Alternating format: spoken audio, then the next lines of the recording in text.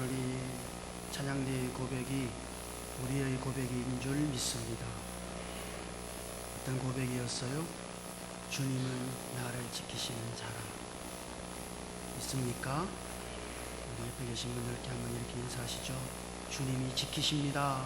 그렇게 주님이 지키십니다. 아멘. 이스라엘 백성들이 애굽에서 나온 지 거의 1년여 동안을 시내산에 머물렀습니다. 거기서 율법도 받고 하나님의 성막도 지었어요. 그리고 나서 그 시내산을 출발해서 광야의 길을 걷기 시작했습니다. 민수기에 의하면 이스라엘 백성들이 걸었던 광야의 길은 실패의 연속이었다는 것을 발견할 수 있습니다. 더욱이 민수기 13장에서 이스라엘 백성들은 바란 광야에 진을 쳤는데 거기서 그들은 또다시 결정적인 실패를 경험하게 됩니다. 그 실패는 우리가 다 잘 아는 것처럼 이스라엘 백성들이 가나안 땅을 정탐하는 것과 관련이 있습니다. 바란 광야에 진을 치고 있을 때 하나님께서 모세를 통하여 말씀하십니다. 자, 그것이 13장 2절에 있어요. 한번 읽어볼까요? 13장 2절을 같이요. 시작. 내가 이스라엘 자손에게 주는 가나안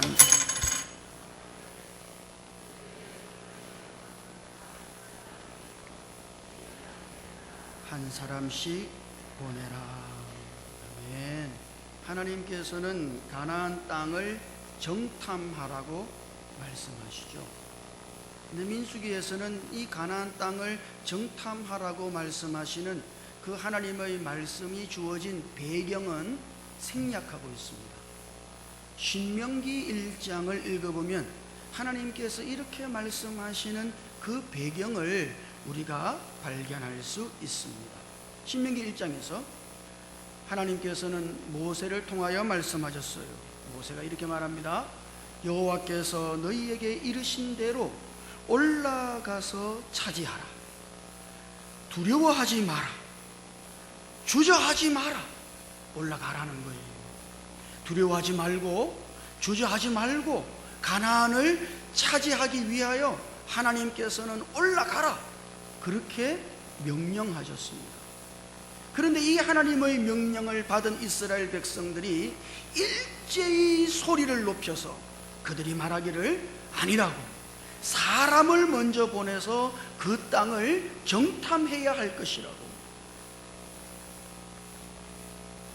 그래서 우리가 어느 길로 올라가야 할지를, 어느 성읍으로 먼저 들어가야 할지를 우리가 결정을 해야 할 것이라고 이스라엘 백성들이 일제히 소리를 높여서 사실 선동에 가까운 제안을 하게 됩니다. 자, 그러니까 지금 가나안을 정탐하는 것은 하나님의 의도가 아니에요. 이것은 하나님의 명령과 하나님의 뜻이 아닙니다. 이스라엘 백성들이 제안한 것이죠. 우리는 이런 제안에 대하여 이런 제안은 대단히 합당하고 합리적인 것이라고 생각할 수 있어요. 그러나 우리가 한번 돌아보시죠. 이스라엘 백성들이 광야의 길을 어떻게 걸었습니까? 그 광야의 길을 가기 전에 앞서서 정탐을 보내가지고 광야의 길을 탐지한 다음 그 땅의 상황을 살피고 그리고서 가장 합당한 길을 선택하여 걸었습니까? 그렇게 그런 것이 아니에요. 단지 그들을 덮고 있는 구름이 떠오르면 텐트를 걷고서 그 구름이 인도하는 방향을 따라 광야의 길을 걸었습니다. 그리고 가다가 구름이 내려앉으면 그들은 또다시 그곳에 텐트를 치고 거기에 머물렀어요. 구름이 이끄는 대로, 구름이 떠오르면 가고 구름이 멈추었으면 그들도 멈추어 섰던 것이죠. 이것이 이스라엘이 광야의 길을 걷는 방법이에요.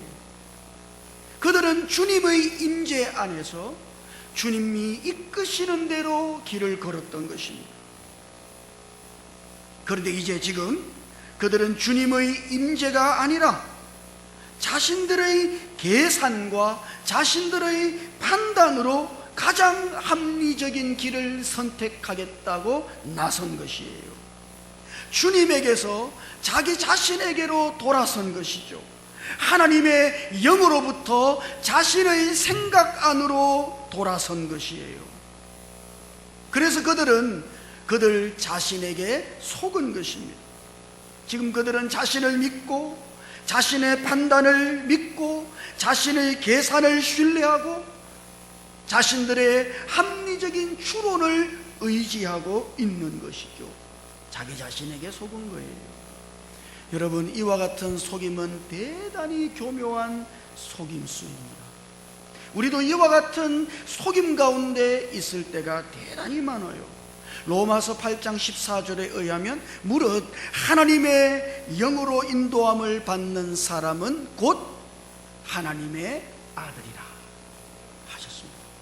하나님의 영으로 인도함을 받는 그들이 하나님의 아들들인 것이죠.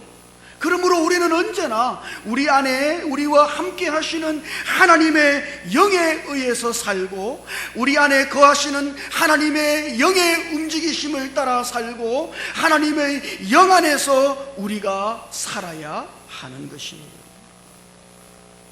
그러나 많은 경우 우리는 하나님의 영 안에 머물기보다 하나님의 영에서 돌아서서 우리의 생각 안으로 들어갈 때가 많아요. 우리의 생각 안에 내가 있는 것이죠. 그래서 자기 자신의 생각대로 자신의 견해와 자신의 판단과 자신의 의견으로 살아가는 것이에요. 이것이 가장 합리적이고 합당한 것처럼 보인다 할지라도 여러분, 이와 같은 삶은 얼마나 가련한 삶입니까? 하나님의 영 안에 있지 아니하고 영으로부터 돌아서서 자기 자신의 생각 안에 머물 때 우리는 믿음 안에 있는 것이 아니며 하나님의 이끄심 속에 있는 것이 아니며 우리는 주님을 의지하고 있는 것이 아니며 우리 자신을 의지하고 우리 자신을 신뢰하고 있는 것이죠. 지금 이와 같은 이스라엘의 실패를 소홀히 여기지 않으시기를 바랍니다. 광야에서 가장 결정적인 실패가 무엇이냐고 물어보신다면 오늘 바로 여기 바란 광야에서 이스라엘 백성들이 하나님의 영에서 돌아서서 자기 자신의 생각 안으로 들어간 것이라 할 수 있겠습니다. 우리의 삶은 언제나 하나님의 영 안에 있어야 하는 것이죠. 하나님의 영 안에서 하나님의 이끄심과 하나님의 인도하심 속에 오늘 우리들 모든 지체들이 살아갈 수 있기를 주님 이름으로 축복합니다.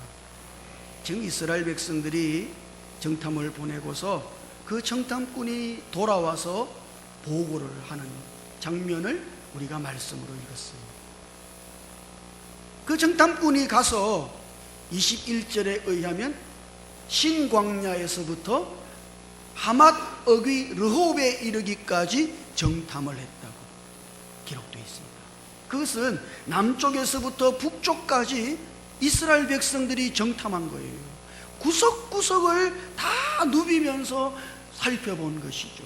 그리고 돌아와서 보고를 합니다. 그 보고는 두 가지예요.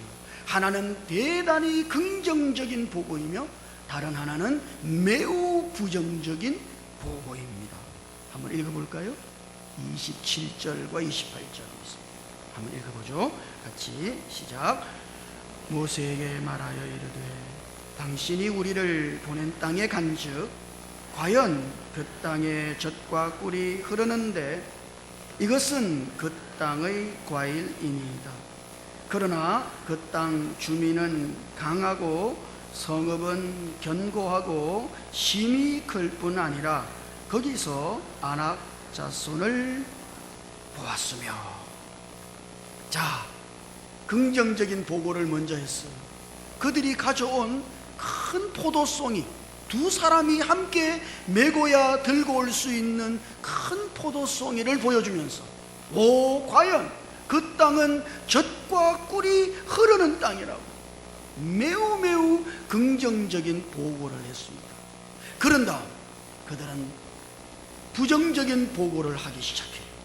오늘 하나님의 말씀에 의하면 그러나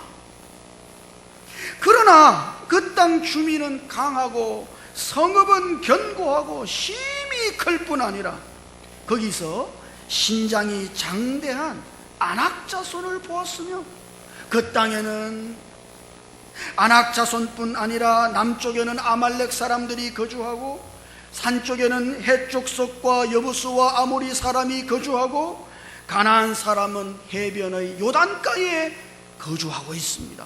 그 땅은 너무너무 좋은 땅인데 비어있는 땅이 아니라 이 말이죠. 거기에 아낙 자손 같은 거인들이 살고 있어서 이스라엘 백성들이 그 땅을 차지하는 것은 불가능해 보인다는 보고 아니겠어요? 여러분 잘 생각해 보십시오. 우리가 우리의 생각 안으로 돌이킬 때, 우리가 우리의 생각 안에 있을 때 우리는 거기서 언제나 이 두 가지를 보게 되는 것입니다. 하나는 매우 긍정적인 것이에요. 또 다른 하나는 대단히 부정적인 것이에요. 이 긍정적이고 부정적인 것을 가지고 우리는 우리의 생각 안에서 계산을 하는 것이죠. 가능성을 타진해 보는 것입니다. 많은 경우에 부정이 긍정을 삼켜버려요. 그래서 사람들은 부정적으로 생각하고 부정적으로 사는 것이죠. 다윗이 대단한 하나님의 사람입니다만 그의 인생에서 가장 어려운 시기가 있었다면 사울에게 쫓겨다닐 시절이었을 것입니다. 피를 말리는 그런 삶이었겠죠. 그런데 그런 삶 속에서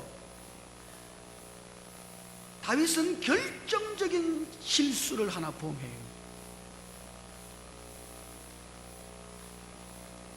그것은 하나님의 인도하심과 하나님의 이끄심 속에서 사울의 손을 피하여 다윗은 살아왔었는데 한순간 그는 하나님의 인도하심에서 나와서 자기 자신의 생각 안으로 들어간 것입니다. 이것이 다윗의 결정적인 실수입니다. 사무엘상 27장 1절을 읽어볼까요? 같이요. 시작. 다윗이 그 마음에 생각하기를 내가 9일에는 사울의 손에 붙잡히리니 블레셋 사람들의 땅으로 피하여 들어가는 것이 좋으리로다. 사울이 이스라엘 온 영토 내에서 다시 나를 찾다가 단념하리니 내가 그의 손에서 벗어나리라 하고. 거기 지금 다윗이 결정적인 실수를 범하게 된 이유가 기록되어 있습니다. 다윗이 그 마음에 생각하기를. 다윗은 지금 자기의 생각 안으로 들어온 것이, 거기서 자기의 상황을 자기가 판단해 보고 있는 것이죠.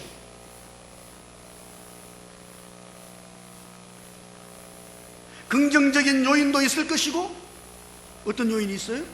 다윗과 함께하는 많은 사람들이 있으니까 이거는 긍정적인 요인이죠. 부정적인 요인도 있어요. 사울이 다윗을 찾기를 지금 그치지 않고 있다는 것, 이거는 대단히 부정적인 요인이죠. 다윗은 계산하기 시작했습니다. 자기의 생각 속에서 어떻게 해야 하지? 그는 그 생각 속에서 오늘 말씀에 있는 것처럼 최악의 시나리오를 생각했어요. 내가 여기 있는다면 사울의 손에 붙잡히게 될 것이다. 여러분, 이거는 다윗이 지금 자기의 생각 속에서 가장 부정적인 경우를 생각하고 있다는 이야기예요.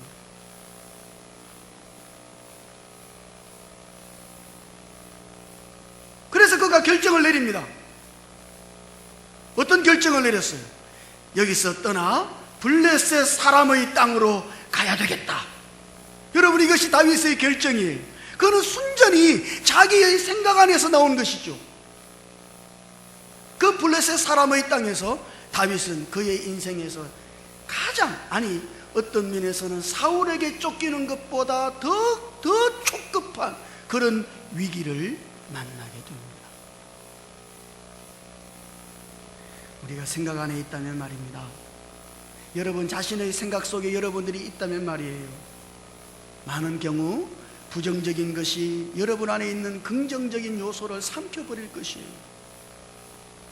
대부분 우리는 그 부정적인 영향 속에 있게 될 것입니다.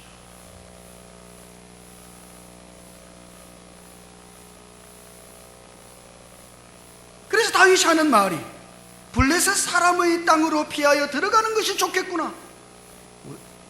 개역 개정 성경에는 좋겠다 이렇게 되어 있습니다만 옛날 이전의 개역 성경에는 그것이 상책이다 그렇게 기록되어 있어요. 블레셋 사람의 땅으로 도망치는 것이 상책이다. 그리고 다윗은 블레셋 사람의 땅으로 간 것입니다. 여러분, 무엇이 최선입니까? 무엇이 상책입니까? 하나님의 영 안에서 하나님의 이끄심을 따라 하나님이 올라가라 하면 올라가고 하나님이 멈추라 하면 멈추고 그 하나님의 인도하심을 따라 살아가는 것이 상책이에요. 그러나 오늘 우리는 많은 경우 우리 자신의 생각으로 돌아와서 우리의 생각 안에서 긍정적이고 부정적인 것들을 막 계산해내고 그것에 의해서 어떤 상책이라고 하는 것을 결정합니다만 때로는 그것이 가장 치명적인 결정이 될 수도 있는 것이죠. 지금 이스라엘 백성들은 그러고 있는 것입니다. 우리는 이제 가나안 땅에 못 올라가겠어요. 우리는 그 땅을 차지하지 못할 겁니다. 그 부정적인 정보가 긍정적인 정보를 완전히 삼켜버린 것이죠. 이것이 이스라엘 백성들의 실패입니다. 그럼 바꾸어서 생각해보죠. 그러면 긍정적인 것에 의해서 우리가 어떤 결정을 내렸다면 그거는 무엇일까요? 긍정적인 어떤 것에 의해서 무엇인가를 결정한다 하더라도 그것은 믿음이 아닙니다. 믿음이라고 하는 것은 우리의 생각 안에 있는 것이 아니에요. 여러분들이 예수를 믿게 된 것이 여러분들이 골똘히 무엇인가를 생각해내 가지고 그렇게 믿게 되는 것이 아니죠. 믿음이라고 하는 것은 우리의 생각에 의해서 산출되는 것이 아닙니다. 여러분들의 계산과 여러분들의 판단에 의해서 산출되는 것이 아니라 이 말이에요. 믿음은 어디에 있습니까? 믿음은 언제나 하나님의 영 안에 있는 것이에요. 우리가 하나님의 영 안에 있을 때 우리는 거기서 하나님을 만질 수 있고, 우리가 하나님의 영 안에 있을 때 우리는 하나님을 볼 수 있는 것이죠. 하나님의 영 안에 있을 때 하나님이 우리를 이끄실 것이며, 하나님이 영 안에 있을 때 하나님께서 우리를 주장하실 것입니다. 그러나 하나님의 영에서 돌이켜서 우리의 생각 안으로 들어오는 순간 그 안에서 대단히 긍정적인 무엇인가를 발견했다 할지라도 그것은 이미 믿음이 아닌 것이죠. 이스라엘 백성들의 결정적인 실패를 볼 수 있겠습니까? 우리는 어떻게 살아야 할까요? 결단코 여러분들의 생각 안으로 들어가지 마십시오. 우리는 언제나 하나님의 영 안에 머무는 법을 배워야 하는 것이며, 하나님의 영의 이끄심을 따라 사는 법을 언제나 배워야 하는 거예요. 영 안에 있지 못하다면 우리는 많은 경우 이스라엘 백성들의 실패와 같은 것을 반복하게 될 것입니다. 아니, 여러분들이 드리는 기도를 생각해 보세요. 우리는 어떨 때 기도를 한다고 앉아 있습니다만 많은 경우 우리가 막 생각을 하고 있는 것을 발견할 수 있을 거예요. 어떻습니까? 그렇게 기도하고 나면 막 생각을 했어요. 기도한다고 앉아 있지만 막 생각을 하는 것이죠. 그렇게 기도하고 나면 어때요? 기도하고 나도 마음이 대단히 곤고한, 하나님을 만지지 못했기 때문이죠. 왜요? 생각 안에는 하나님이 없어요. 영 안에 있을 때 기도는 사실 영 안에서 하는 것입니다. 그래서 바울도 성령 안에서 기도하라. 우리가 영 안에 머무는 것이 비결이에요. 우리가 영 안에 있다면 하나님을 만지게 될 것이며 하나님을 보게 될 것이고 그분이 우리를 이끄시기 시작하실 것입니다. 그러나 우리가 영에서 돌이켜서 우리의 생각 안으로 들어간다면 우리는 하나님을 만질 수 없고 하나님을 볼 수도 없고 거기서 아무리 긍정적인 무엇인가를 발견한다 할지라도 우리는 우리 자신이 믿음 가운데 있지 못함을 깨닫게 될 것이에요. 날마다 이 광야와 같은 인생의 길을 걸을 때 하나님의 영 안에 머물러 있으시기를 주님 이름으로 축복합니다. 하나님의 영 안에서 결단코 여러분들의 생각 안으로 들어가지 마세요. 더 이상 여러분 자신의 계산과 판단과 여러분 자신을 의지하지 말고 여러분 안에 함께 거하시는 그 영이신 하나님의 영을 의지하여 영 안에서 하나님을 만지고 하나님의 이끄심을 따라 매일매일을 살아가시기를 주님 이름으로 축복합니다. 이렇게 기도할 수 있겠습니까? 주님, 하나님의 영 안에서 나 자신의 생각 안으로 돌아서지 않게 해 주시옵소서. 하나님의 영 안에서 하나님을 보고 하나님을 만지고 믿음으로 하나님의 영의 이끄심을 따라 매일매일을 살아가게 해 주시옵소서. 이것이 오늘 우리의 매일의 기도여야 할 것입니다. 이스라엘 백성들의 이와 같은 생각으로 돌아간 실패를 반복하지 않기를 하나님의 영 안에서 믿음으로 하나님의 이끄심을 따라 승리하며 사는 우리 모든 지체들이 되시기를 주님